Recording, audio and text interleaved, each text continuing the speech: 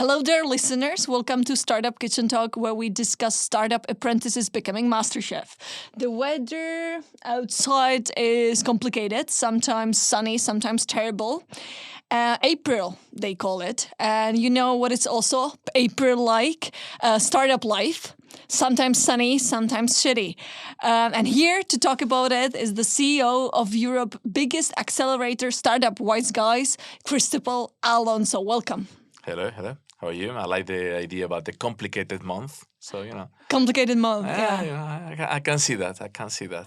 Yeah, before we started shooting, we discussed hiking, and we have the startup similarities everywhere. Mm-hmm. You can see the weather, or you can, It's complicated, right? So, yeah. Like a startup life is complicated. What do you do in Prague, Alonso? Actually, funny enough, I worked here about 21 years ago. Mm-hmm. I used to be part of Oscar, and then it became Vodafone. So I had a team of 25 people working for me, mm-hmm. and we kind of decided that we needed to catch up. So we tried already last year to do a get-together. And this year I was visiting about two months ago, one of our LPs, and kind of running into a couple of my former colleagues. I said, guys, let's set up a date. So we set up this weekend as the catch-up date. So there is about 6-7 of us flying over from other places in Europe and then picking up with our entire Czech team and doing a bit of get-together for the good old times. So, it's good to catch up with people. So you work for Oscar. Yeah, I remember now Vodafone, but their signature color is still red. It's still red. And your signature color of Startup Wise Guys is so don't make the connection because actually but it is interesting because I learned during Oscar times. We have the first CEO in Oscar was Carla, and she was mm-hmm. this brand really obsessed person, mm-hmm. and mostly branding from the internal point of view. So I think this whole always take the color, take the brand to the next level in your company. I think is one of the lessons that I learned from her. Ended up being also red, but I'm being in turtle blue. I'm being in green in my previous startup. But yeah, I think we have taken red to the next level. I think she will be quite proud of how we have been using red as a color in the company. And so you work corporate, then you work startup. Like, do you miss anything about the corporate living? I don't think it's about missing. I know there's a lot of people who says you can only do one thing or the other, or once you're down this one, you cannot go back. Mm-hmm. I disagree. I think it's true that I always take corporate roles about even private equity companies, restructuring a company. So always a crisis mode or something that needed, let's come in and change something. So it was never the boring 1% improvement for the next 10 years. Let's call it this way. But I've done it 4 times now. Go a startup, go back to corporate, a startup, go back to corporate. So to me, you just need to go to the right challenge. It's not something that you miss or not. But it's true, obviously, that the level of ownership over my own agenda and what I say and what I don't say, I think I will be having difficulties if I will be right now in management and corporate to go back to this is the corporate line, don't say anything else, mm-hmm. This is the agenda, this is what they tell you has to be. So I think there's this level of freedom, of ownership of your own freedom that I think becomes more and more valuable as you're growing up, right? So once you go red, you can always go red again. Yes, you can always go red again. Passion can never go out of fashion, right? So we said that. Let's rhyme till the end. No, sorry, I can't do that. But startup wise guys, you are, you work with startup. You're a guy. So are you wise as well? I'm getting older, so hopefully that comes with a bit of wisdom. I will say that the wisdom probably comes from somebody was asking me how many startups you still see every year. I would say I'm talking between 500 to 600 startups yearly still. So I think the wisdom comes from observation, comes from having invested in 400 plus startups, being part of the founders' lives, the different cycles. And I think we're lucky enough to be in the journey with some of them for even 10 years. So you're really seeing the human evolution beyond the founder evolution.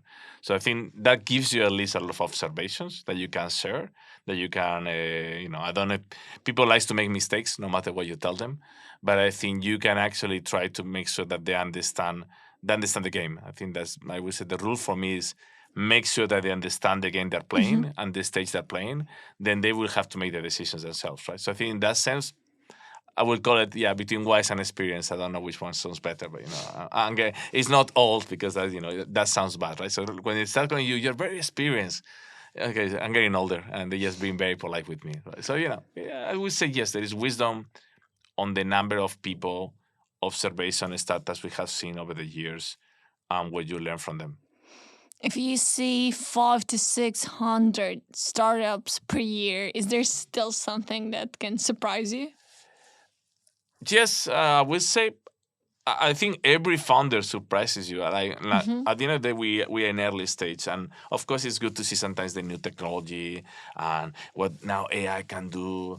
That's all fine, but I think you're always looking at the founder, and I think every founder relationship, every founder is unique. So I think you always interested. Of course, you see the patterns. Oh, the typical founder that thinks that blah blah blah blah blah. But I will say that you continuously meet people that you find, wow, that's a very interesting founder to work with, right? And I think those are the ones that click right away. Said, we want to work with this founder, right? So I think that keeps happening. I think you never get bored of meeting new founders that really want to do something new, right? Innovation wise, it's true that maybe you find 5, 6 teams every year that say like, wow, that can be really big. The rest you just said, okay, this That's could very be positive still. Though. yeah, the rest can be yes, oh, this could be a great company, right? And then you but this thing that, wow, that can be really big and that's a really good team. I mean, it happens 5, 6 times a year, I would say, but of course it keeps happening. It's still very positive. So you are Accelerator, you are an investor. So at what stage do you jump in the startup life? We jump early, very early. It's true that between the post-COVID, the fact that accelerators move online for the majority of the time, suddenly open up to deal with way more mature founders. Because in the past, you will take a founder, come for 20 weeks to Vilnius or to Tallinn or to Copenhagen. A guy on his 40 with 2 kids, they're like, they're not going to move 20 weeks anywhere, right? When you're running, you say, we're going to be working together for 20 weeks, but you're going to come for a couple of weeks or 3 weeks. We even get people from Australia, people from Chile. So I think the globality has increased and sometimes the stage has increased. Second one is the last 2-3 years, with the crisis going on, there is way less early stage investors. In many countries, angel investors have disappeared. So suddenly, we have been seeing all over the world? All over the world. Of course, EU or near EU is still, I would say, 60-70% of what we do. But we see more and more on the global basis. So I would say we still like to be first investor. What we have seen is becoming the first international investor. So companies will come with some sales, with already the first local investors. So they have product. Yeah. I would say we're an accelerator. To accelerate, you don't have a product, you cannot accelerate, right? So maybe in cybersecurity, we are sometimes pre-products because of the nature. It takes 4 years to really get something going, and it's a different. In defense, the same thing. Sometimes sustainability is also the products are very heavy. But I will say that our core is when the companies are starting to sell, and we can really work about how can we accelerate the sales machine, right? I think that's what we are good. So 5K, 10K, how can we take it to 30, to 40, to 50? How can we systematize that? And how can we go more international, more global? I think those are the 2 things that we really do well with the founders. You mentioned cybersecurity and defense. Are those verticals that you are now focusing on based on the situation in Europe? Well, now everybody does defense, which is very funny. Funny in the way like you've seen these people evolution mentally. Yeah. Not that it's funny that we have to, because we have to in defense. We've been investing in cybersecurity since 2017. Actually, we just did our first exit. We had a Turkish company that was our first investment in cyber, and they just exited TrapMine. So we're very happy that's happening. So cybersecurity has been our core investment thesis. We have a fund for the last 3 years investing there. We had that defense dual usage, actually, also for the last, because we were in VR, and there was a lot of things in VR, actually, that were related to dual usage.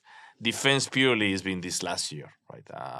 Even before we were trying to shy away from offensive cybersecurity. We try to always play in defensive cybersecurity.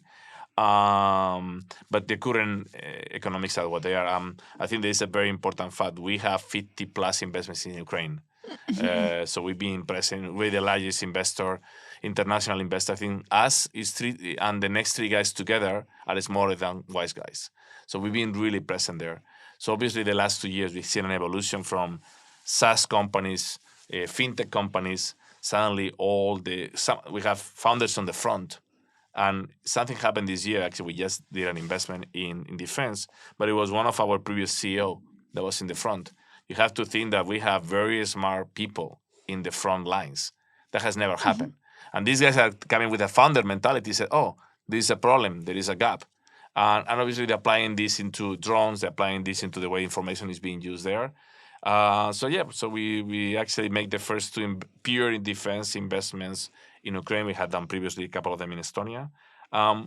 It's not something you want to be proud of, but it's something that we have to do because nobody else is going to do it. I think we Europeans need to get their hands dirty. But they don't want to still. Like, majority of the VCs are still, like, shaking their heads and being super hesitant when we talk about dual use. Do you sometimes get, like, run into troubles advocating it? Or maybe that's different between Baltic countries and C and West, but we run several panels advocating or arguing about dual usage, which is not even defense, it's still dual use. There's still such a hesitancy, like, do we invest in it or no? Do we openly talk about it?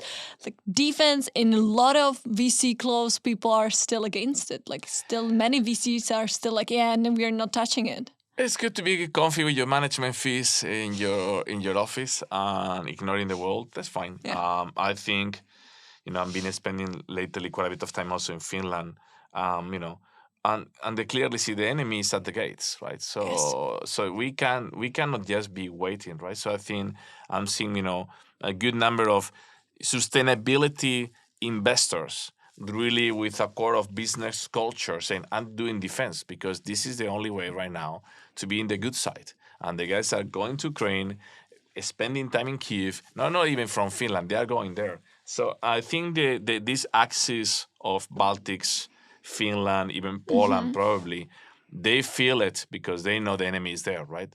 So, and I think they have already the experience from the previous war that nobody will, in the very bad moment, nobody will come. You're on your own, right? Yeah. So you better learn how to do it.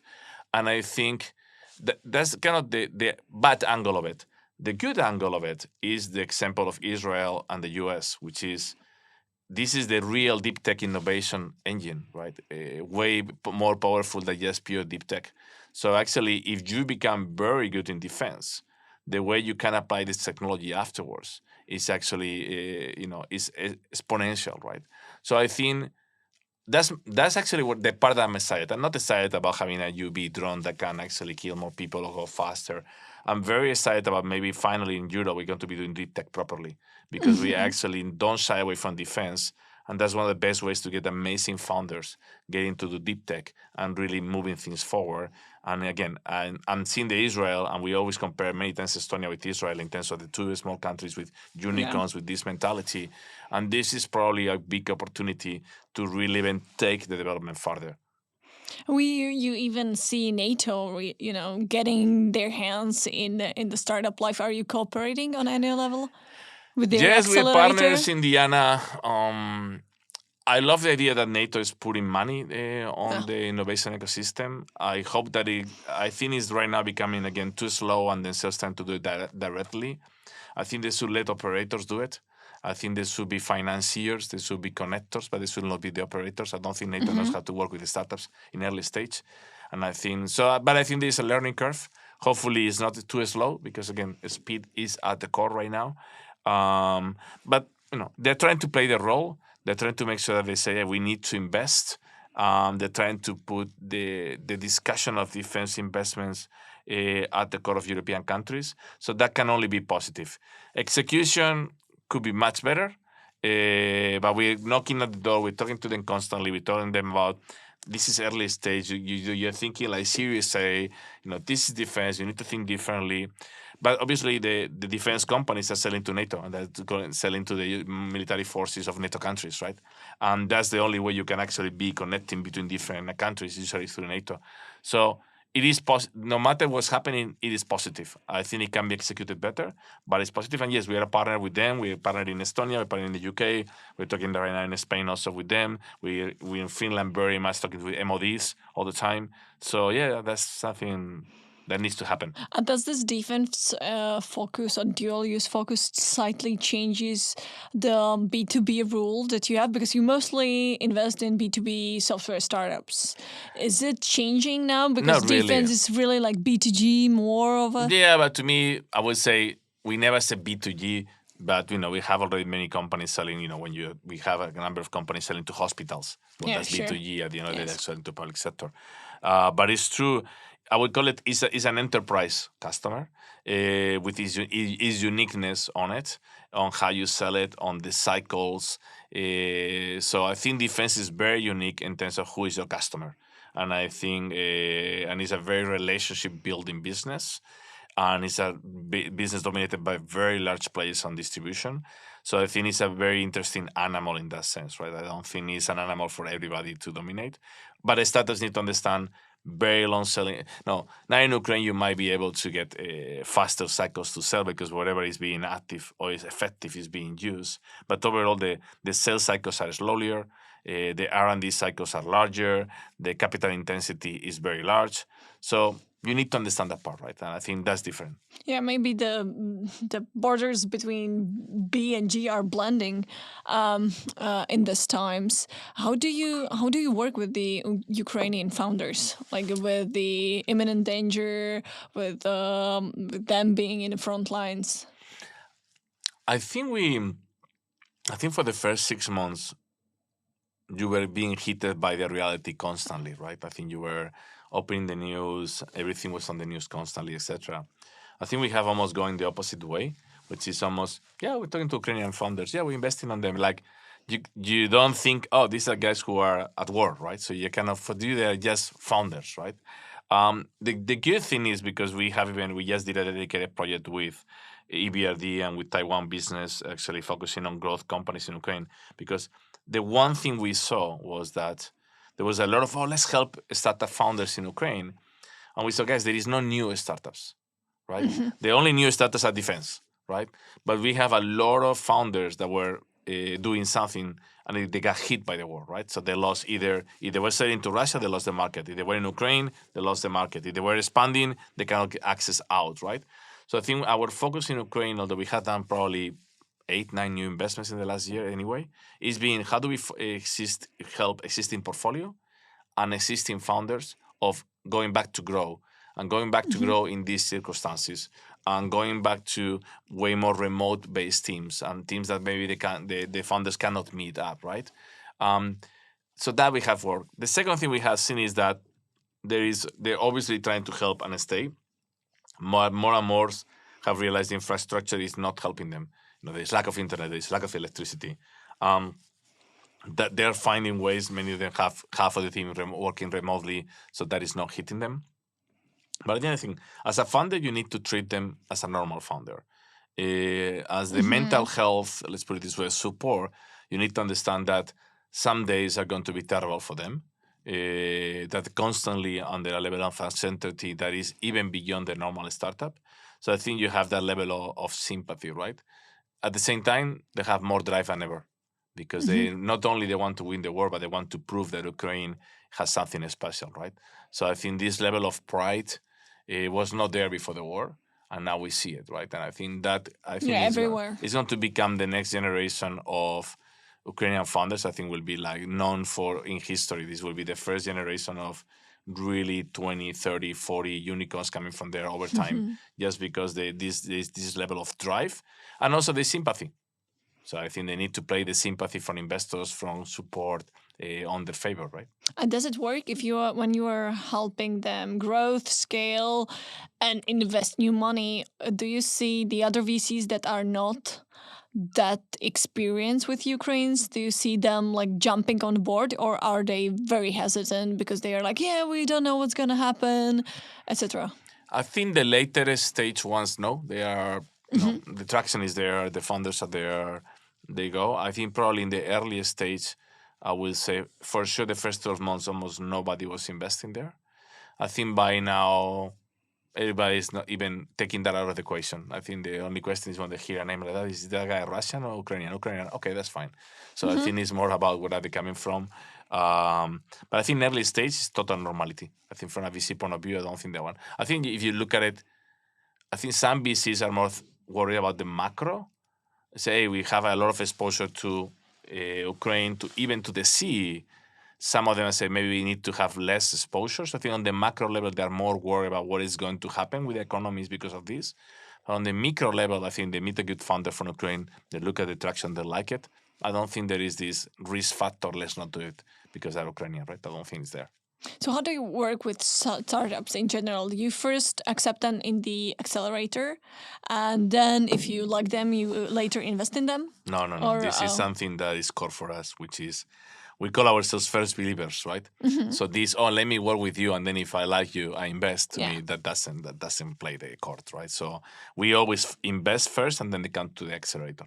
And I think when you're working with them and you have invested of them, the way you work with them, the level of your commitment towards them motivation also definitely is completely different, right? So to me, this is where I think the majority of accelerators, the way they were launched in Europe, and the reputation of many of them is because they were not investing, right? So they were just giving some money from a region to run a program. But when you don't put your money on it, the way you're making decisions, the way you're supporting them is completely different, right? And I think also your relationship with the founder is very different. You say, I put money on you.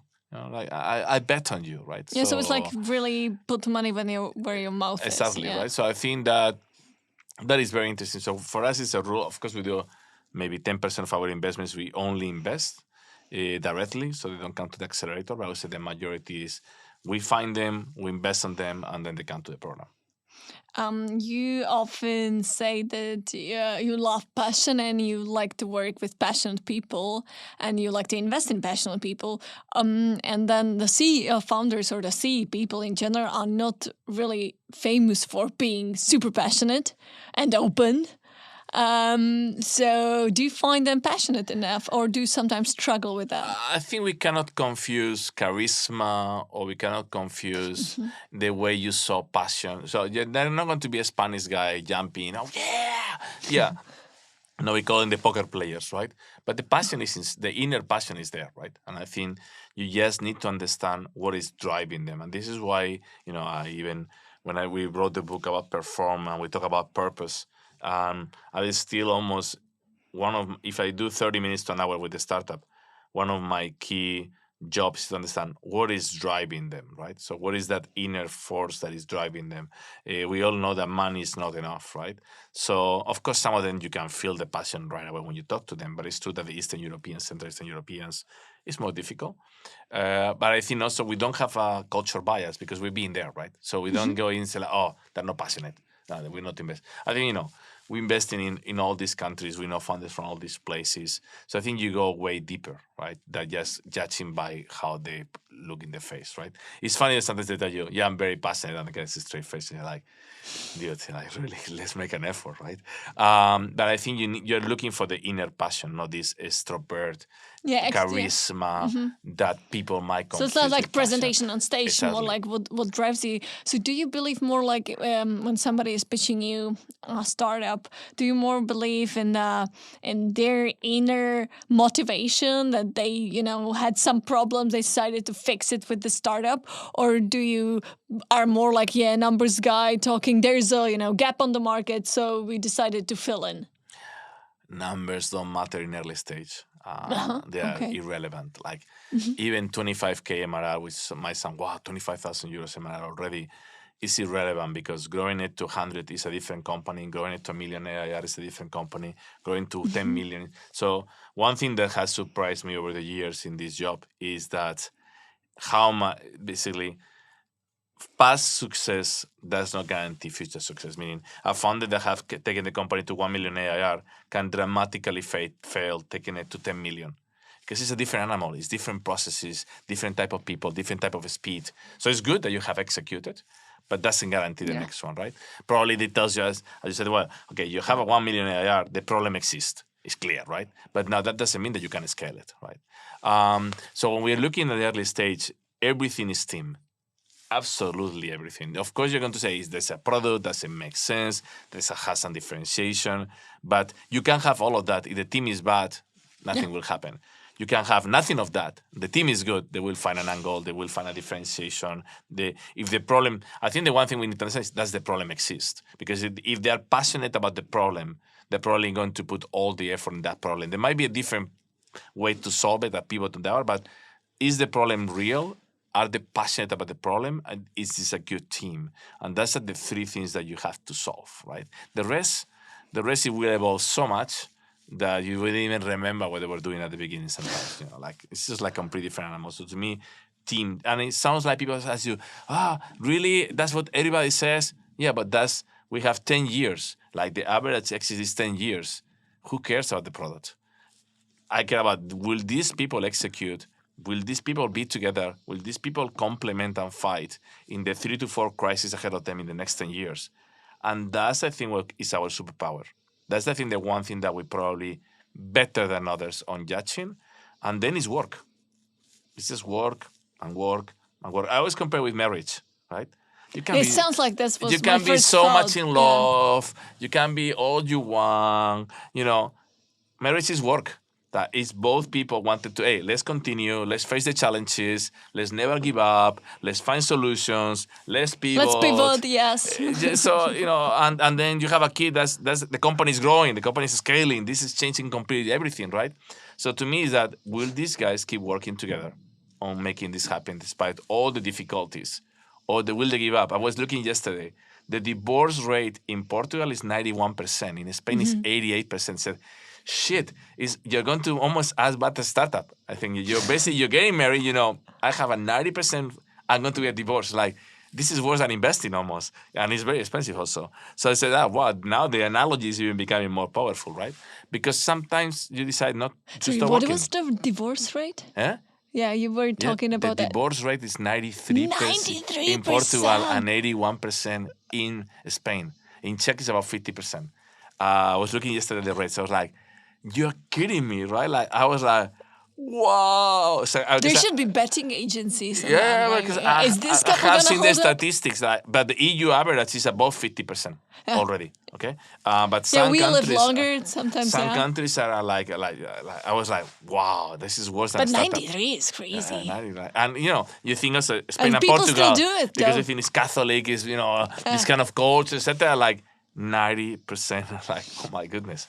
So but I think again it's always been a great analogy to compare co-founders with marriage, right? So to me, this is a very long-term relationship that will evolve, and you're always asking about, do these people do they have a vision of how they want to live their life together? So to me, it's very similar when you're a co-founder, right? And I think I always said, you should spend way more time at the beginning finding the right co-founder instead of finding the right idea, the right product. So invest way more time on people. Then you will find whatever idea you want to do. But the key thing is, do you want to work with these people? Is these people complementing you? Do they think diverse from you, right? Because we always try to gravitate towards people that think very similarly, which means you're going to be approaching problem solving very similarly. So you're not having different. So people talk about diversity. That's what diversity means, is you need to have different angles. And of course, gender usually is a different angle because we think differently. Age might be, personality, culture, nationality. This is when you find really power and diversity. And to me, this is something that we really underestimate when looking at teams. Yeah, well, we'll tackle diversity a little bit later, but still, I'm just astonished by the statistic, and I'm trying to calculate it. Like, it's almost more probably, like, we could do, like, whether your marriage will work as a startupist or if you will become a unicorn or something like that. Yeah. Oh. That's, so now the bet is, will you stay together when you die? And it's like, likely, very unlikely, right? So to me, this is the same thing. At the end of the day, again, when you start a startup, when you're getting a shareholders agreement, you're basically getting a partners agreement, right? So you say, what happens if we split up, right? So again, cover all those basics, which is the same thing that we tell people when they get married. They make sure that there is never a fight about money. Because then at least the human relationship will be kept, even if sometimes the vision and departs from each other, right? And to me, this is the same idea, right? Actually, it's interesting because we have we have never shied away from founders that are married or from siblings that want to run a company. So we have never found a way that there is a very strong personal relationship. I think because it has positive connotation. There is trust already built there between co-founders. That might not be there when they are a partnership in life. There is trust already built there, right? So it comes actually with positive connotation. But we always tell them, guys, do you have a prenuptial agreement? And sometimes they look at you like, why are you asking me this? Because I'm going to invest in you, and I have a 90% between 50 and 90% that you divorce, and a 59% that you're actually going to fail as a startup. So I'm putting two risks together here, right? So I want to make sure that one of them, at least, if it goes wrong, you are not. And we had divorces in a couple of startups, and the startups survive. Because they're still working together, even though they. In one of the cases they do. In the other one of them left, basically. But at least because there was enough prenup there. There is a huge market for prenups. So and I think that you need to take care of these things, right? I think do not underestimate managing these basics, right? You invest all over the place, mostly in Europe and in Africa. You've got 440 plus portfolio companies. So in this whole startup cuisine, who do you think that has the most inner passion cuisine you've seen? I think we coined this term called the New Europe some years back. And I think when we see in the Baltics, when we see in Turkey, what we saw in some of the Eastern European countries, what we saw in Ukraine, I think the drive there is much bigger than everything you see in general terms, because there is founders in any of the large Western European countries or in the Nordics, right? So I think, and that is one of the things that we love about investing in the region, right? I think there is this inner drive that is much, much bigger. It might come because, there is not the wealthiness that have been seen in the Western countries. Because there's the imminent danger. I think it's also corporate. There is very large corporates in all these countries. They were not in the smaller countries. So actually, the role models in Estonia, all the role models are actually, everybody wants to be like the guy from Bolt or like the guy from PipeDrive. So the role model is not to be McKinsey or to be, in one of the large banks. The role model is to become one of the unicorn founders, right? And I think that's taught in school, that's in the media. So I think that creates inner drive. So being an entrepreneur is a career in most of these countries, right? So you're born, I want to be an entrepreneur. I don't want to be anything else. And just, so you work in a startup, then you create your own startup, then you fail, but you're gravitating around that sector, right? So to me, that comes. I think outside Europe, when we're looking a lot about Central Asia, etc., it's still very much, some people, but not the whole society is driving there. So I think this ECE part, I think is very strong. We've seen it a lot in the Baltics. We've seen also in Ukraine. We've seen some of the European countries, or Central Eastern European countries. We were not seeing it in the Balkans, actually. We start seeing it in some of the Balkan countries, actually, which I think is the next wave of there. So, but I think there it is clear.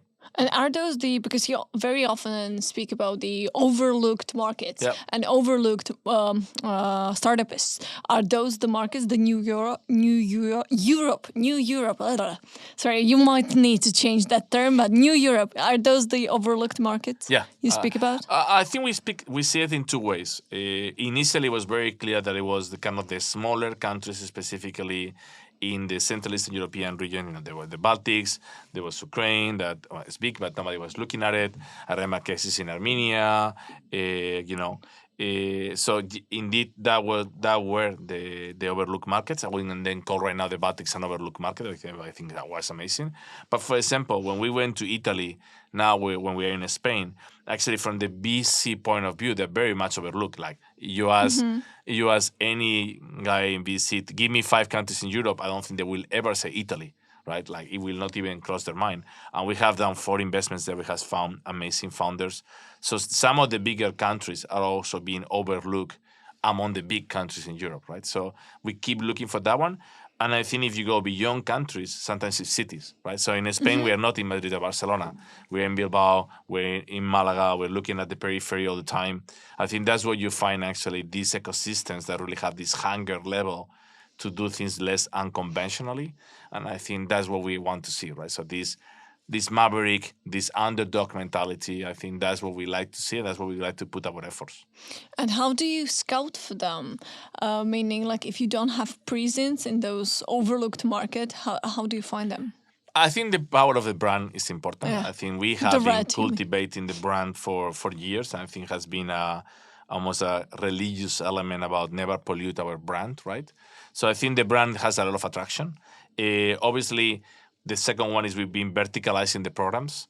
So, you might not have present in that particular country, but in cyber, to give you an example, we're probably the largest and most active early stage investors. So we know a lot of people, right? And people will recommend, our founders will recommend other founders.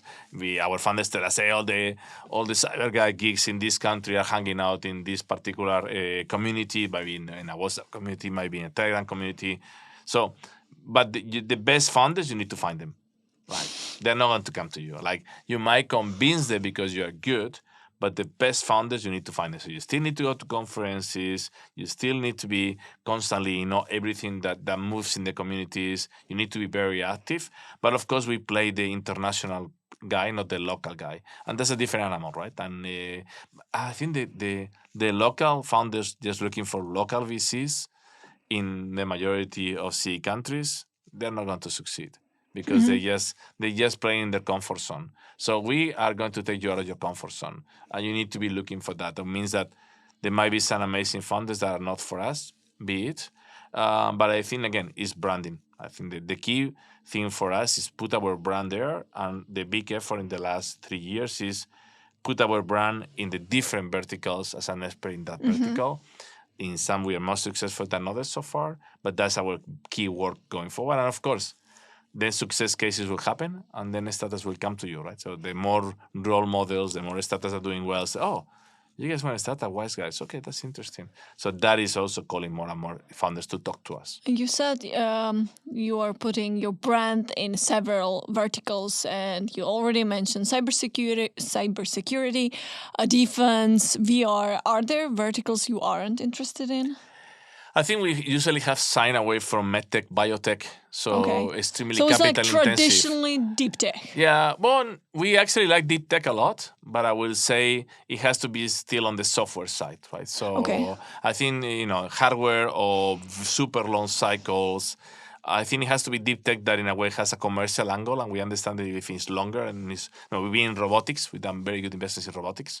So, but I think bio and medtech, we have done some investments, but also we don't understand it, right? You have to have a very deep core understanding of that vertical. So they're not B2C. So I think that takes us away from some of the FCMG products or related industries. We've done a lot of marketing, martech, but we actually shy away for a while because we have never found anything good. I think with the whole entry of AI, that is changing a lot. So we've done probably, 5-10 investments this year in things that are working for marketing agencies, for marketing departments, for marketing directors. So we kind of go back there.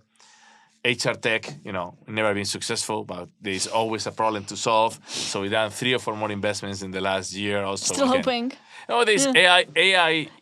I think is too much to talk about AI, but it is true that it's creating a wave of innovation in different verticals, right? In which you can do with way less resources, major things, right? So we see a lot of people coming in, and everyone says, what we do in AI, I think you need to go massive about what do you really do in AI. A lot of them just wrapping some shit over ChatGPT, right? But it is true innovation there right now. Yeah, do you still hear it? Like, if they are using AI, aren't you like asking, Well, I don't care. Tell me. It's not, let me think that you do AI. And then you're like, okay, tell me, explain me what you really do in AI. What is the benefit of your AI? So first, I don't care about the words. Okay, explain to me what's the benefit at the end of the day. Explain to me the way you're using AI, how that's making a differentiation, how you're making things better than your competitors. So you try to bring it yourself to business. We have a technical team.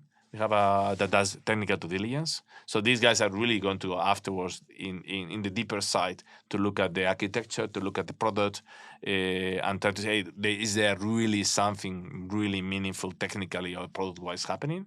But again, if AI is just a ticking point, you need to understand what is the business differentiation of using any technology for this business and what is the problem that you're trying to solve right now.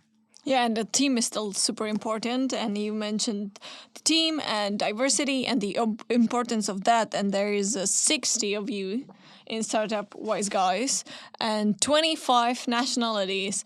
What does what does the diversity bring to your table? I think diversity calls diversity. I think people who is valuing these very different ways of thinking. I think also a lot of the nationalities comes because of the freedom, the way we operate. So we've been always remote based, although I'm a bigger believer more and more about we need to find ways to have people together in the same place as much as possible when possible. But that doesn't limit that people comes and goes, they travel, they work remotely, etc. So that kind of calls for a very specific animal that actually likes to live that way, right? And I think it comes with openness of mind. So you cannot just say, "Oh, this is the way it's done." Well, you have 25 nationalities, probably it's done in 25 different ways, right? So I think you don't assume things. You have many more questions. I think people is way more critical because you have many different ways. So you have to be. I always remember a lot of people when they come in first, like, dude, in this company, anybody. You're talking and you have a question from the most junior guy challenging you. Never seen this in my life. So, well, that's the power of diversity. If you're not using it that way, if you put hierarchy over diversity, then diversity is killed, right? So you need to actually put it up, right? Which is allowing people to say whatever they're thinking, allowing people to execute. And then I think the second is that we invest in many countries. So I think for us it's super important to have people from those countries. Yeah, but many VCs in those countries still look like clones. Yeah, but because you're only looking from that country perspective to that country founders, right? I have a Turkish person, but she's dealing with all the international diversity and Turkish. So to me, it's able to put the both things together. And again, we're looking at Turkish about, can these Turkish guys go global? I don't want them to stay in Turkey. I want them to go global, right? So we can, but as you say, can we understand passion? So probably a local guy can say, I can feel the passion more than I probably will feel it, right? And I think that it took us 3-4 years to really understand Turkish founders. Like we couldn't get them initially, right? And what were the troubles for that? Well, I think the way English is not great, for example. I know you have this image of the Turkish people being the best salesman because you usually go to the spice market in Istanbul and you think that that's how all the Turkish are selling, right? The funny part is they're extremely technical Turkish guys and they're terrible commercially.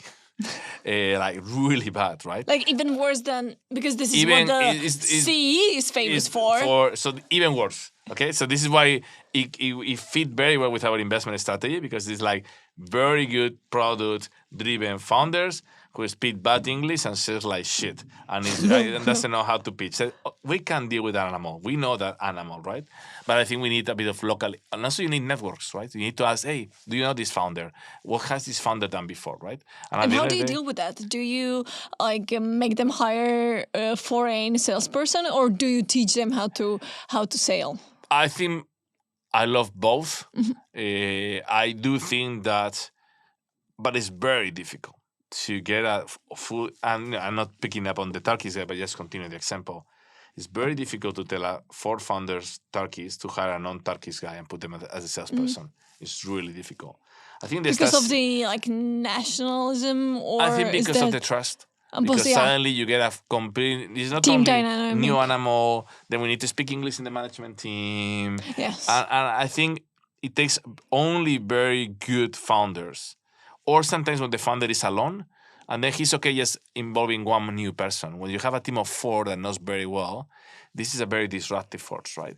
What happens is sometimes you get a customer in that country, and then can say, okay, we need to get somebody to really deal with that, right? So I think commercial success. But I would say the best teams, they learn how to sell, so they learn what they're looking for, and then they hire an international salesperson. Those are the teams, in my opinion, that they have the biggest chance to succeed in that sense. You said that you, in one of your interviews, that you listen to a pitch even though that the pitch is terrible. Yeah. Why do you do that to yourself? Because of the Turkey example? I think we have this saying, you can make shit look like chocolate but not taste like chocolate, right? Yeah. So you can find a lot of amazing pitches and there is nothing behind it. We call that you cover shit in aluminum. Yeah, so it's that you wrap it, right? So I think there is way more behind the pitch, right? So pitch is just a way to communicate something, and I think you need to go behind that one. It's also true. I was in Warsaw talking to a couple of, we were in a panel with VCs, and I said, in 10 seconds, we know if we like you or not. I think we're biased like everybody else. I think this is the reason why in any fund you should have 3 or 4 or 5 GPs, because you have diversity of thinking and you can challenge each other, right?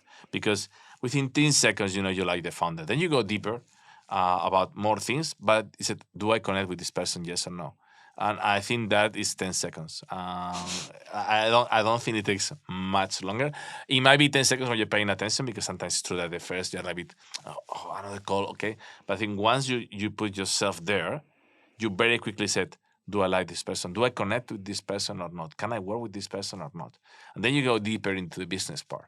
But I think that you make it very quickly. So I think that's what you need to be constantly. You need to find the hidden gems, right? They're just not going to knock on your door. I think you need to do your homework. You need to go and listen to many pitches. You need to meet many founders. And then you need to fight for the good ones, because the good ones are picky. They're going to be negotiating with you, and I always like, oh fuck this founder, and then you realize these are the good founders. You need to fight for them. Of course, you need to fight for them. But you always like, why they don't come and take my money and love my conditions and want to work with me? Because they have more choices, because they are selective, because they're looking like you for the best, right? So I think this is a good lesson. So you need to keep meeting founders constantly. Of course, I get my team filters and gives me the best 500 probably that I have to, but you still need to be putting. That's what you're good at. That's your job, is selecting the best founders. So you cannot shy away from your job. You need to fight for the good founders.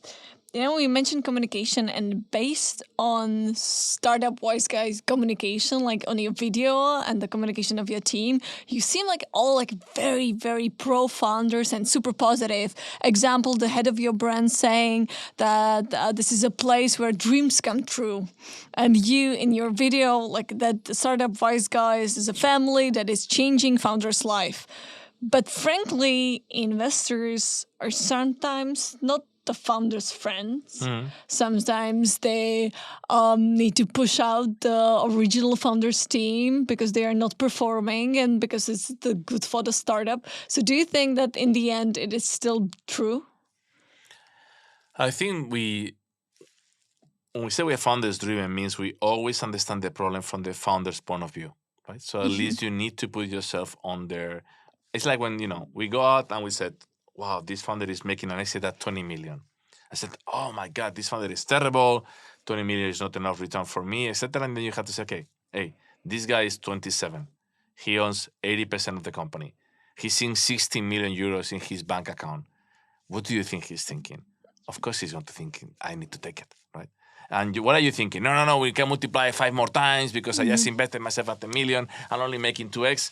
Yeah, but you're not putting yourself in his shoes, right? Or, hey, they just have 2 kids. I'm sure, their wife or husband are saying, like, cut this crap, put 16 million in the bank. What are you thinking about, etc., right? So I think you need to empathize and you need to understand how they're thinking. Then you can put yourself and tell them, hey, this is what I will do. This is why I think differently than you, etc. And then, but it's their decision.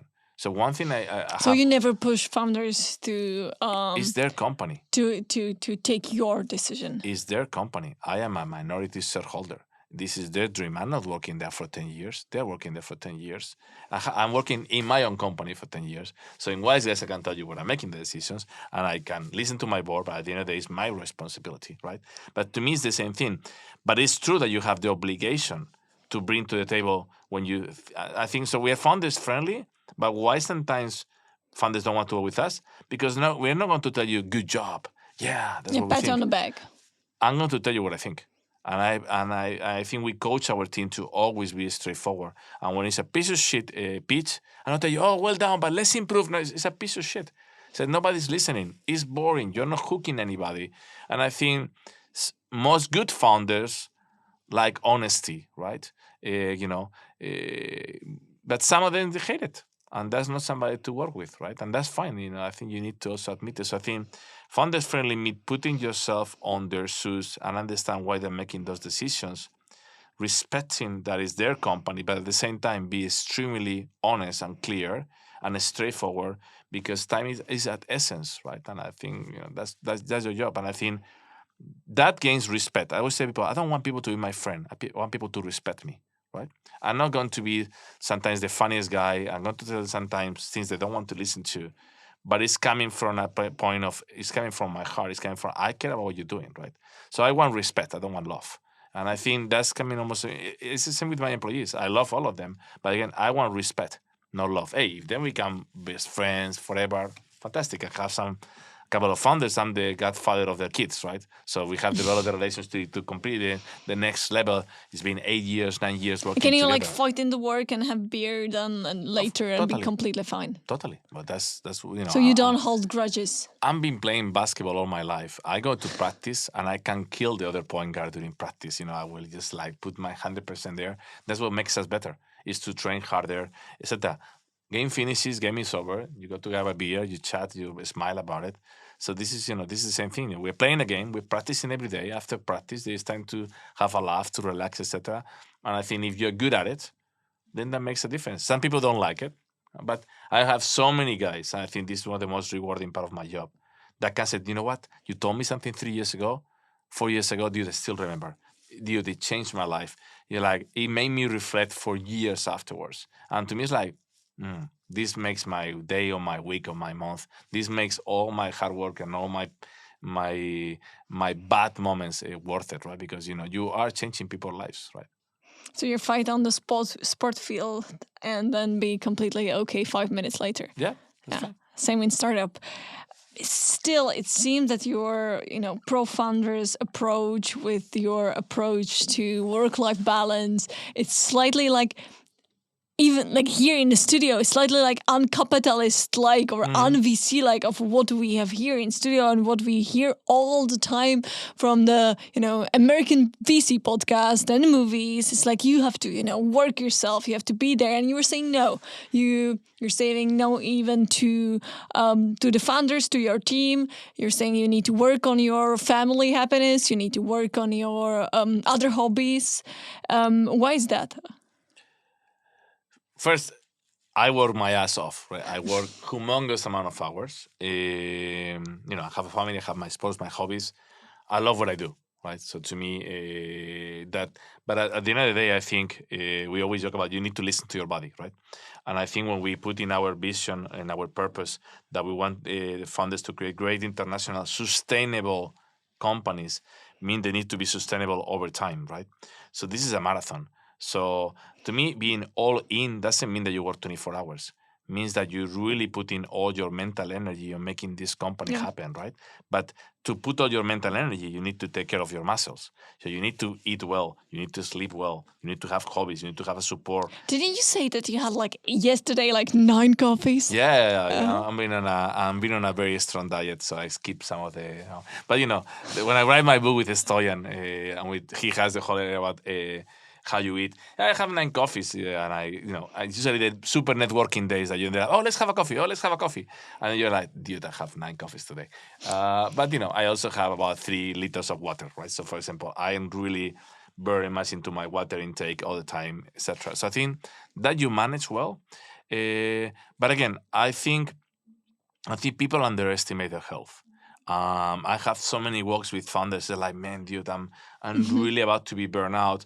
And it's so why are you waiting to take a vacation? Oh, the team cannot survive. It's what if you go down?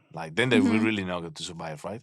So I think people need to listen to their bodies way more and understand that it can wait, right? And I think this is a very consuming, this is a very hard job, right? This is the hardest job, the hardest profession you can choose in life is entrepreneurship. There is nothing harder than this. Mentally, at least, in my opinion. So if you choose that path, you need to have the counterbalance elements, right? So you need to, and this, let's go and meditate. Hey, this is not about doing. For some people, yoga might be the way to do it. For some people, might be playing basketball. Some people might be playing the piano. Might be cooking. Or cook. Might be time with their kids. But again, hey, you're going with your kids. stop the phone. Maybe you only have 1 hour with your kids a day. That's great, but be the hour, right? So you switch off your phone, you sit down with them, and that 1 hour is going to give everyone so much positive energy, right? So to me, it's always about do what you do totally, right? And I think, secondly, it's like you cannot work more than 10 hours efficiently. You're dead. If you're working 10 hours a day, you're dead. Like you're like your body is finito. The rest of your hours, you're producing 10%. Right, so I think we need to understand that one, and we need to understand that this is going to last for 1 year, 2 years, 3 years, 4 years, 5 years. I think the second one that I've been evolving a bit is like over time is like I have something I need to communicate to you, right? And sometimes you're at night and you're going to send a WhatsApp to your team. It's like control yourself, dude. You're thinking about it, but you send it to your team. They're going to think it's urgent. You're going to disrupt them. So I try. So you're not texting 10 p.m. Saturday night? I will never text or saying, this is urgent, look at it. Right? Yeah. Sometimes, and it depends. I know my team, and I know who in my team is very good at boundaries, that if I send something, hey, we need to think about that, I say, okay, fine. And they know it's not going to bother them, and they're going to think about it tomorrow morning. And the people that you do that, and they said, you screw the weekend, because they're now going to stay. So, but I also tell people, you are responsible for your own life. You're responsible for your own boundaries, right? So I'm going to many times, not on the stupidity of this is urgent, but I'm going to push. And you have to say, hey, 3 to 4, I'm with my kids. Or on the weekends, I don't look at my phone. And you respect that. You're like, yeah, of course. I don't respect when you don't respect yourself. If you don't put the boundaries, I'll keep pushing, because I keep pushing myself. I want it. But you have to be responsible, saying, hey, and I have so many people say, hey, at night, I don't look at my phone. Oh, hey, between 5 and 8 is my kids' time. Or, I know, hey, I have my head of scouting said, why you keep putting meetings at 9 o'clock in the morning? You take your kids to school. You're only available after 9:30. So stop taking meetings at 9:15. Tell people we start at 9:30, because that is when you can focus. That is when you already have it. And then once you start, she's a machine, right? She's an extremely good employee, right? But I said that, respect yourself. Until 9:30 that you take your kids to school, don't put any meetings. And everybody knows, nobody gets surprised. Nobody questions your loyalty or your dedication. You're actually respecting yourself. And I think you need to put that into people, right? And I think I have my head of legal does Pilates on Mondays and Wednesdays at 2 o'clock.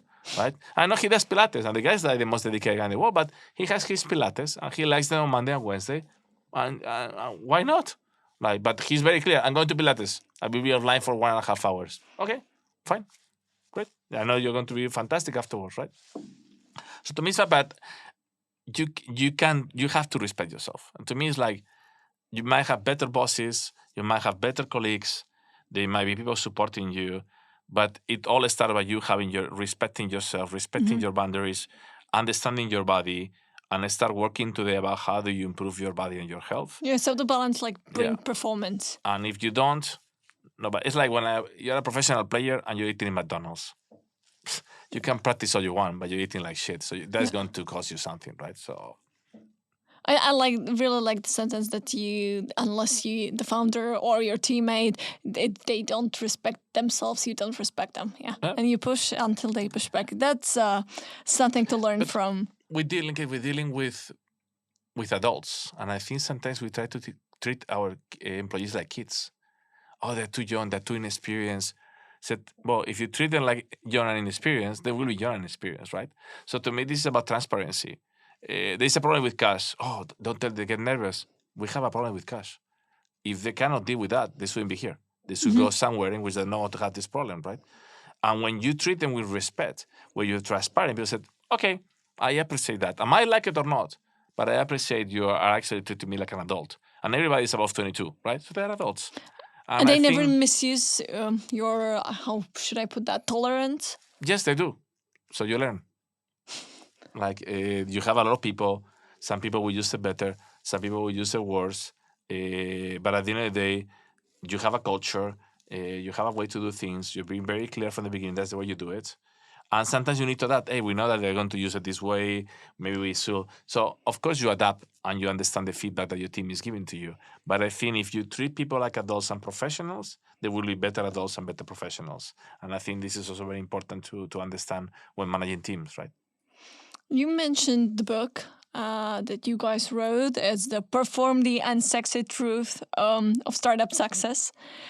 So without any spoilers and without, it's even in the title, but what is the biggest truth that we don't talk enough? No. Yeah, it's a 3-year book, so we are about to we launch next month Perform in Crisis, which is taking this into what happens when you're hit by a crisis. Can you still respect? And it's already written, I assume. Yeah. But basically, the whole point here is that there is a lot of unsexy things in life that you control, and this is like prenups. Your health, is setting the values of the company, is planning properly, is communicating properly. So if you do all this boring and sexy, so it's not about pitching. We don't talk about, you pitch well, you're going to have a great company. No. It's about if you do all these things well and systematically, your chances of success are, and it's about talking about health. I said, how much water do you drink? So I can take a fund and say, you don't drink 2 liters of water for the next 10 years, you're going to die, no matter how amazing you are, right? So and you're in control. Nobody else is in control. So it's talking about all these aspects. In the first book, I think we tried to do 2 things. One was to put a lot of examples from founders from the region. Mm-hmm. So you don't think it's all about the guy in the US, in the garage, in the UK. So you put people from Estonia, people from Czech, people from Ukraine, people from Denmark. People, they say, hey, that's my neighbor. So if your neighbor is doing it, why you cannot do it, right? So put people closer to you. And the second one was there was a lot of exercises about how can I start thinking about this, putting planning, etc. I think the next book is way more narrative. Although I have to say I have a chapter which is how to lay off people. And again, it is part of a startup life, but there is good ways to do it, good ways to do it, and bad ways to do it. And there is also about, it's not only about firing people, it's how do you onboard people. So how do you actually help them get the next job? Are you proactively, when you do that, helping them? Are you putting a LinkedIn post? Are you asking them what they need to say about you? Do you need a reference? So to me, there's people who treat you as a number. This is the box. See, I need to take care of my own shit. And these people say, no, I know I'm impacting your life. And most likely it's not your fault that we fire you. It's the company's performance that fire you. How can we take care a bit of you in a way in this difficult moment, right? And also telling people. But at the same time, when you're firing as a CEO, you feel it's all your fault also. It's like, fuck, I brought the company to this point. It's all my fault, etc. And sometimes it's not your fault. And what can you then later go to play basketball? I think you need to first take care of, don't be a victim. Mm-hmm. I think it's very easy to victimize yourself, right? And I said, oh my God, this is terrible. I brought this into comp. I said, you're not helping anybody by taking that perspective. Yeah. So I think it's get over it. Your job right now is to lay off people properly. So do it well, communicate well. The second thing is you need to take care of people staying in the company, who is going to be affected, who is losing friends that they like to work with, who might be also thinking we are next unless this improves. How do you do that, right? And if you don't do it well, nobody else will do it, right? So I think, I talk a little bit about that, and I talk about the whole process. I talk about how do you gain re-motivation yourself and for the team afterwards. Because it's difficult. It's a journey, and you're going to, at the same time, so there's always people about how can you be optimistic, but still be transparent about the situation. I think that's kind of the message that we try to pass a lot during the crisis, right? And we are in the middle of it. I think everybody's feeling it. And I think it's important. Again, it's important to talk about it. It's important to be vulnerable and transparent. And I think that makes you stronger at the end of the day. By doing that. How about fail? Like, do we talk about fail enough? Like saying, okay, you failed. Well, that's okay. Nothing happens. It's still right. Your lives go on. Do you think that we talk about it enough? I think we're doing a better job if you talk about Europe. Yeah, there's many countries. But I think for sure 20 years ago, 10 years ago, this was not on the books. I think it was almost, nobody fails, right? I think the fact that Europeans have embraced the startup mentality, you cannot not accept failure if you're in a startup, right? And I think as we go there, I think the younger people, etc. But I do think that I always tell people, like, you cannot go into a company and say, oh, we really like people to take risk. We really like people to learn from the mistakes.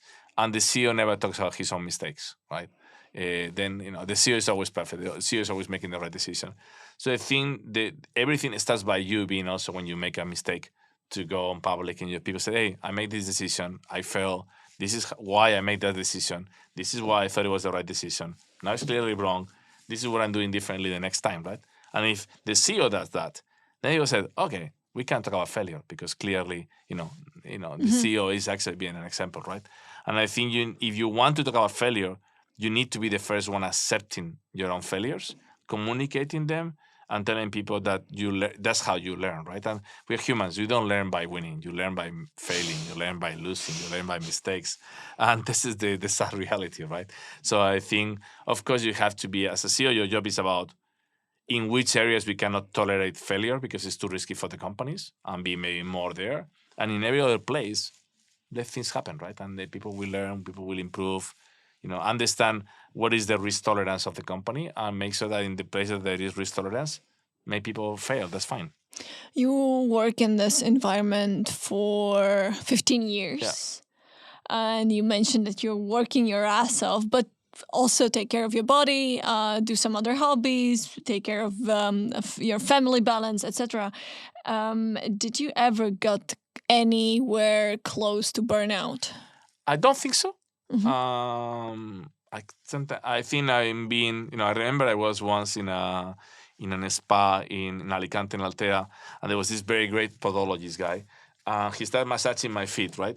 And within 3 minutes he says, dude, the level of stress that you have kills people. Okay, and you clearly from your feet. From my feet. We just touching my feet. And in 3 minutes he told me, man, this level of stress kills many humans, right? You clearly this feet needs to see. So clearly, but again, there is a level of tolerance that you have that is different than others, right? I don't think I have ever been close to burnout at all. I don't even think I know what that means. I'm being preoccupied. I'm being under certain level of stress. There is sometimes signals in your health that the stress is affecting you more. So certain level of stress might actually allow you to perform at the highest level, right? But there is certain level of stress that becomes toxic. Or if it's a ongoing stress, it will kill you, right? So you have to say there is moments in which it's high pressure. Like it's important decisions. It's a tough moment. But you need to say, am I doing the right things to relieve that, right? And to make sure that it doesn't get into you. And to me, it's actually fairly easy to see because you deal with your kids. And when your kids are getting into your nerves very quickly, you understand you have a problem because they are not changing. It's that you have so much pressure. You are so impatient right now. And you're like, oof, careful. We need to deal with this. But I think it goes back to, hey, what are you doing? Are you eating well? Let's do more. Let's make sure you're not skipping the exercise. I have almost always slept as well or as bad on a regular basis I do, right? But again, you start not sleeping well, you have to be careful about it. But so I don't think I'm being there. I think 50% is I have a high tolerance of pressure. I like it. I coin this pressure is a privilege. I think I have chose this profession. It comes with pros and cons. And you cannot just complain when you have the cons, right? And I think it's part of the journey, right? And in that sense, there is 2 things that you're like really preoccupied about your personal finances or your family finances, the company finances. But most of the time, say, hey, there is a way out, right? And let's work on what you can change. Usually it works well out, right? But I have high resilience. That I have to admit, I have a high resilience for pressure. You mentioned failure and the importance of communicating it and living it and learning from it. So what was your biggest career fail? Well, my first failure is a divorce, right? My first marriage, and I think means at some point I gave up of working. I'm probably, But the statistics are on your side. Yeah, but it's the market killed me. Doesn't matter. It's you. You don't care about the market, right? So I think that is, and you need to learn that for the next relationship. I think I did a very large project. Actually, I always kind of go back and said, hey, the typical, would you change something if you go back, right? And 90% of the time you said, no, I will not change anything because that's how I learned the most. But it's true, there was one project that I was doing in Denmark, in Telenor, in one of the telco operators, in between my 2 startups, actually. It was a super large project, 1 billion project, etc. I was coming from the Baltics, and I went to the Nordics. And I said, okay, this is going to be the same culture, just with more money, right? And I failed to assess the culture of the country, of the company, And it's true that nobody made an effort. Actually, funny enough, the CEO was Czech. So we used to work together. And I think neither of us was properly trained on the business culture of the country and of the company. And what was different? For example, I think to me the biggest difference was if I promise the moon, or if I promise going to Mars and I get to moon, that's good. For them, if you promise to go to Brno and you get to Brno, it's fantastic. Say, but I promised you to get to Moscow and we're already in Kiev. No, but you promised Moscow. You didn't get there, right? So for them, it was much better to get to 2, promise 2, than get to 8, promising 14, right? And to me, that was like, what? So we really created a super ambitious project and we maybe got 70% of it, right? That was a failure. Yeah, and I think I should have started way smaller, get confidence, and then go to the bigger, and then get confidence. And I think that was very much Scandinavia. That was very much also the company that we were working with. So that to me was always like, man, I would love to have repeated that project. And I started, and I knew exactly which project would have been the first one, etc. But again, it was just lack of nobody educated us there. Of course, you accept I could have done a bit more of an effort and make less hypotheses, but it would have saved the company lots of millions, even if we saved still a lot of them, if they would have done one. So I think that is probably, which also taught me afterwards, really work on the culture, really make sure that when you come into a company, you invest enough time. And this is why I start talking a lot about business culture in startups, etc. As I saw it, this is the fundamental pillar to be able to afterwards be successful. So you need to invest a lot of time on it and don't make any assumptions. And in a startup, build the one you like in a way, right? So build the working place that you want this to be on the long run. Don't let it happen on its own, right? Because if you don't design it, it will design on its own. Right? So I think that was kind of the biggest. But it's a tough school, but you have to learn this when you want to invest in all over the world, right? Yeah, but I think there is it does part of your investment thesis and your value proposition.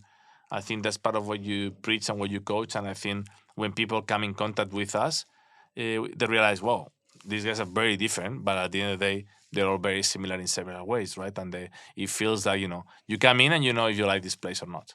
And to me, it's always I say, create a place that is not like for everyone. It's for a very particular set of individuals, but those there feel this is the best place I could ever be, right? This is the place that will take me to the next level. And I think a lot of the youngest come in, say, I want to be CEO tomorrow. And after 6 months, 12 months, they leave. And then 2-3 years later, they said, wow, no, I want to be back. Or that was a very special place. But they need to compare. They don't know how to compare, right? So you need to allow them also the freedom. Hey, that's okay. Just go and test other things, And did you take this under your skin? Like, do not promise Mars, promise Brno, and go to Brno? Not in the company. I still believe in the big visions. But I like to explain why. I think the one thing that I believe I have improved, is on explaining the why I think we can be the largest boutique accelerator in the world, why it's important this for each one of you, etc. But I also, I have at some point in the company, there was 80% female in the team. And for them being the top, it was, we're going to be the top 3 in the world. I realized they don't give a shit about being the top. Being the top of something is not something meaningful for them, right? So they're constantly thinking, how can you articulate your vision so it's meaningful for everybody in your team, right? So I don't think it's about making the vision smaller. I think you still need to be the guy who comes with the big dream and the big direction. But I think you need to explain why is this relevant for them, right? And why is in there for them to achieve this one and evolve it, right? Because it will be different from the different individuals or groups in your company, right? You mentioned a couple of times eating well in this podcast. And so my last question stand to be, is what is the weirdest food you've ever eaten? And don't say McDonald's. No. I wouldn't say that I have eaten something like a strange animal or something like that. I think it's always when you're combining something very sweet with something very sour, something that you have never seen combined before, right?